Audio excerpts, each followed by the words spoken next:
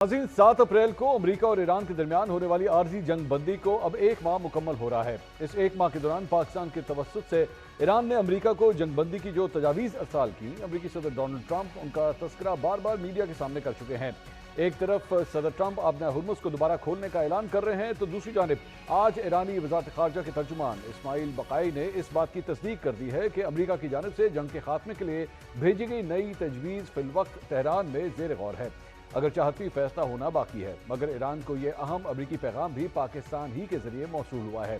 इसके अलावा गुज़िश्ता 12 घंटों के दौरान 2 ड्रामाई पेशरफ्त सामने आई हैं। पहली ये कि अमरीकी नाकाबंदी तोड़ने की पादाश में कब्जे में लिया गया ईरानी बहरी जहाज अमले समेत पाकिस्तान के हवाले कर दिया गया है, लेकिन दूसरी खबर इसके बरक्स है। आबना हुर्मुज़ में ईरानी वार्निंग की नजरअंदाज करने वाले एक अमरीकी जहाज को 2 मिसाइलों से निशाना बनाया गया। नाज़रीन, ईरान अमरीका कशीदगी के तनाजुर में अमरीकी सेंट्रल कमांड का बयान भी सामने आया है, जिसके मुताबिक अमरीकी अफवाज आज से प्रोजेक्ट फ्रीडम की मुआवनत का आगाज कर रही हैं, ताकि आबना हुर्मुज़ में तजारती जहाज रानी की आज़ादाना नक्ल हरकत को बहाल किया जा सके। ताहम ईरान ने 2 टोक लफ्ज़ों में खबरदार किया है कि अगर अमरीकी अफवाज ने आबना हुर्मुज़ में दाखिल होने या किसी भी किस्म के ऑपरेशन की कोशिश की तो उन्हें बराह रास्त निशाना बनाया जाएगा। इस तमाम सूरत हाल के ऊपर मज़ीद बात करेंगे। इस वक्त सीनियर सहाफ़ी अनस मलिक साहब इस वक्त हमारे साथ मौजूद हैं, जो कि इस जंग के ऊपर मुसलसल रिपोर्टिंग भी करते रहे। Anas, thank you so much, आपने हमें ज्वाइन किया। आज सबसे पहले ये जो वाक़या रिपोर्ट हुआ है, ईरान का ये कहना है कि 2 मिसाइल हमारी जानिब से फायर किए गए हैं अमरीकी बहरी जहाज़ पे, लेकिन सेंटकॉम जो है इसको डिनाई कर रहा है कि नहीं, ऐसा कुछ नहीं हुआ। What's the latest? बहुत बहुत शुक्रिया मंसूर साहब for having me on the show. देखें, मेरे ख़्याल से जो ईरानी बहरिया जो है वो उसको पॉस्चर कर रही है कि ये ऐसी खबरें रिलीज़ करके, और पहले भी हमने देखा है कि जब जंग चल रही थी तो कभी वो कहते थे कि जी F-35 को गिरा दिया है, कभी कौन से जहाज़ को गिरा दिया है। मेरे ख़्याल से ये पॉस्चरिंग की जा रही है, क्योंकि ईरान का एक लेजिटिमेट जो खौफ है या ख़तरा है वो ये है कि और जो प्रपोज़ल में भी रिले किया गया है कि किसी हद तक अमरीकी बहरिया को पीछे हटना होगा, क्योंकि ईरान को यह ख़तरा है कि अगर ईरान अपना हुर्मुज़ खोल देता है और अपने बहरी बेड़े को हटा लेता है वहाँ से, तो ऐसा ना हो कि अमरीका अपनी बहरी बेड़े को जो है वहाँ पे लाके पोजीशन कर दे और उसका कंट्रोल संभाल ले। तो मेरे ख़्याल से ईरान की जानिब से ये कहना एक पॉस्चरिंग के ज़िम्मे में ज़रूर आता है, और शायद उस तरह से मिसाइल फायरिंग का इंसिडेंट जिस तरह से पोर्ट्रे किया जा रहा है वैसे ना हुआ हो जैसे वो पोर्ट्रे किया जा रहा है, क्योंकि अगर ऐसा हुआ होता तो अमरीकी सेंटकॉम की जानिब से वो रिस्पॉन्स जो हम पहले देख चुके हैं कि MV टुस्का जिसका आपने जिक्र भी किया, उसके तनाजुर में कि जब वो रुकी नहीं तो उसके इंजन्स में होल कर दिए गए फायर करके। तो मेरे ख्याल से ईरान इसको डोमेस्टिक ऑडियंस के लिए काफ़ी ज़्यादा प्ले अप कर रहा है, और अमेरिका क्योंकि ये इस इंसिडेंट का उस तरह से डिपेक्शन नहीं है जिस तरह से हुआ होगा, इसलिए अमेरिकी साइड उसको अभी फ़िलहाल डाउन प्ले कर रही है। लेकिन अनस, इसकी आखिर ज़रूरत क्यों महसूस हो रही है कि जनाब इस तरह, अगर चलें 1 मिनट के लिए प्रोपेगेंडा ही आप इसे कंसिडर कर लें कि ईरान की जानिब से ये जो है वो अपनी लोकल ऑडियंस को केटर करने के लिए सब कुछ किया जा रहा है, आखिर इसकी ज़रूरत क्या है? क्योंकि ज़ाहिर बात है एक जगह पे channel of communication for negotiations, talks, वो सिलसिला तो अपनी एक जगह पे जब जारी है, तो फिर आखिर इस किस्म के प्रोपेगेंडा की ज़रूरत क्यों?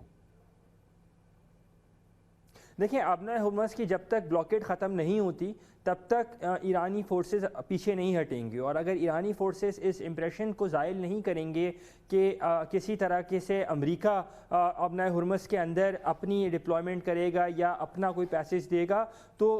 बहुत बड़ी एक होम ऑडियंस भी है जिसमें बहुत ज़्यादा गुस्सा इस पूरे नेगोशिएशन प्रोसेस को लेके पाया जाता है। ख़ास तौर पे जब से आयतुल्ला अली ख़ामनेई की असैसिनेशन हुई है, उनकी शहादत जब से हुई है, तब से काफ़ी ज़्यादा गुस्सा पाया जाता है, क्योंकि हमें ये बात नहीं भूलनी चाहिए कि दोनों राउंड्स ऑफ टॉक्स के दरमियान ही कशीदगी बढ़ी है। पिछले साल भी 13 रोज़ा जंग जब हुई तो उस वक्त भी बातचीत का सिलसिला ओमान में जारी था, और उस नेगोशिएटिंग टेबल को जो है वो बिल्कुल तबाह कर दिया गया, और इस बार भी जिनीवा में बातचीत का सिलसिला जारी था। तो बातचीत के दौरान ही जो है वो दोबारा ईरान पर जंग मुसल्लत कर दी गई। इसीलिए ईरानी अवाम का जो स्केप्टिसिज्म है वो इसी के रिगार्डिंग है कि ऐसा फिर ना हो कि हम बातचीत भी कर रहे हों और पीछे से अटैक भी हो जाए। तो इसलिए ईरानी साइड को اب تک یہ پوسچرنگ کی ضرورت رہے گی جب تک کسی طرح کا مسودہ معاہدے کا مسودے کی شکل جو ہے نہ نکل آئے. اور میرے خیال سے جو کوائٹ ڈپلومیسی پردے کے پیچھے خاموش سفارتکاری چل رہی ہے وہ اس طرف ضرور اس ڈائریکشن کے اندر جاری ہے کہ جب بھی سیکنڈ راؤنڈ ہوگا تو وہ ایک ڈرافٹ ایگریمنٹ کو فائنلائز کرنے کے لیے ہوگا, اور تاکہ اس کی جو اگلی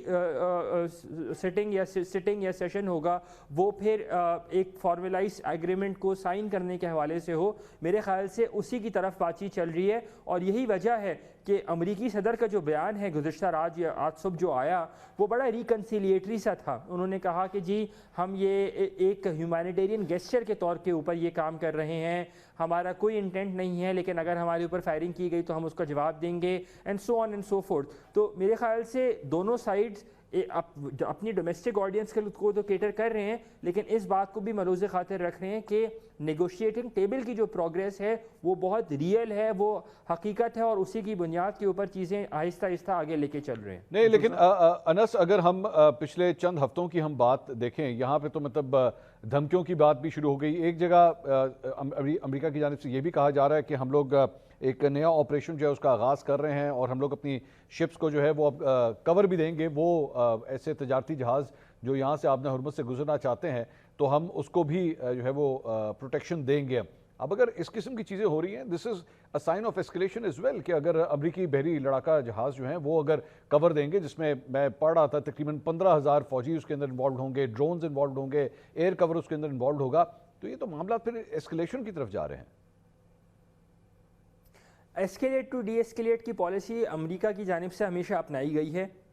جو 3 سینیریوز ہمیں نظر آتے ہیں اس میں پہلا سینیریو یہی ہے کہ معاملات حل ہو جائیں, خوش اسلوبی سے ایک ڈیل ہو جائے. دوسرا سینیریو یہ ہے کہ دونوں ممالک جو ہیں وہ جنگ کی طرف واپس چلے جائیں. اور تیسرا سینیریو یہ جو اب اس وقت چل رہا ہے جہاں پہ ایک نیول بلاکیڈ ہے اور ایرانی پوزیشن ایک ہے, اور وہ دنیا کو ریسیشن کی طرف لے جائے. میرے خیال سے دونوں پارٹیز, دونوں فریقین اس جو تیسری سینیریو ہے اس کو بہت اچھی طرح سمجھتے ہیں, اور وہ اب اسپیشلی ان الیکشن ایئر جب مڈ ٹرم الیکشنز آئے ہوئے ہیں تو امریکہ نہیں چاہے گا کہ اتنی ایسکیلیشن کی جائے. جیسے کہتے ہیں اردو میں کہ ہاتھی کے دانت دکھانے کے اور کھانے کے اور جو بادل گرجتے ہیں وہ برستے نہیں ہیں. تو میرے خیال سے یہ ایسکیلیٹ ٹو ڈی ایسکیلیٹ والا ایک سینیریو ہے کہ جہاں پر امریکی سائڈ اپنی پوسچرنگ ضرور کرے گی, لیکن ایکزیوس کی ایک رپورٹ تھی اس میں انہوں نے کہا کہ امریکی سائڈ ایسکارٹ, فزیکل ایسکارٹ نہیں کرے گی, بلکہ ان کو وہ چینلز یا وہ لینز بتا دیں گے جو انہوں نے مارک کیے ہوئے ہیں,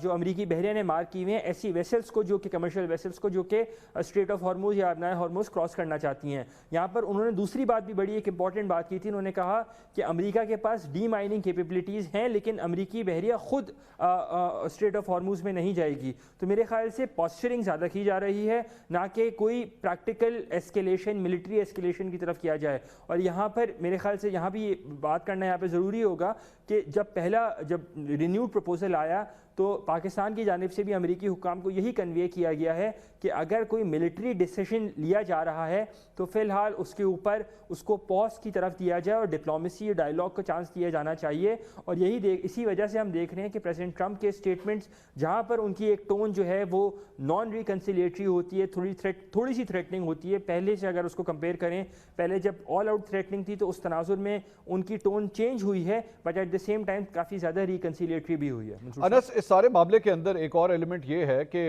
ظاہری بات ہے جب پہلا راؤنڈ ہوا, دیور ویژولز, جے ڈی وینس کا پاکستان آنا, اسلام آباد میں لینڈ کرنا اپنے وفد کے ساتھ, ایرانی وفد کا یہاں پہ آنا, obviously آپ میڈیا جو ہے اس کو کور کر سکتا تھا, دیکھ سکتا تھا whatever was going on, even though اس کا وہ ایسا رزلٹ نہیں نکلا جو ایکسپیکٹ کیا جا رہا تھا.